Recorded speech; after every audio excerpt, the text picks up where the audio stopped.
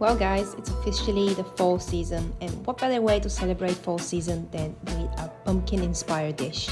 It's super simple. We have just a handful of ingredients to make an easy sauce that's creamy, thick and so pumpkiny, if you will.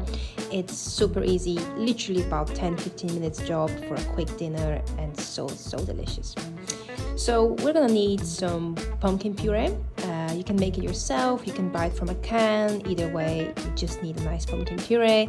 We have some hummus, you can make it yourself, you can buy it, again, up to you.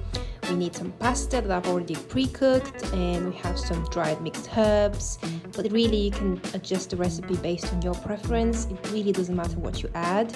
I added a bit of paprika as well and some salt, and yeah, pretty much what the situation is here. Very straightforward, so let's get going. You don't need any specific precise measurements in this recipe, but I'm gonna basically show you what I kind of used. So this is 2 heaped tablespoons of pumpkin puree. And I'm thinking 2 tablespoons of hummus.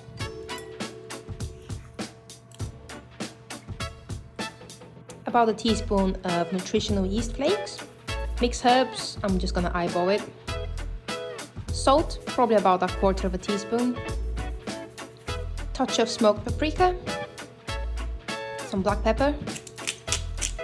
And some pasta that's all I've already cooked. As you can see, there's still some of the cooking water from the pasta.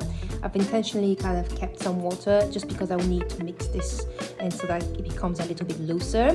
And the pasta was basically a heaped 1/2 cup of uncooked pasta that I just basically cooked based on the packet's instructions. Okay, there we have it. Okay, so the pasta is added, and now you can add sage leaves or any green stuff you'd like. And of course, no pumpkin dish is completed without pumpkin seeds. And there we have it. Now it's time to eat.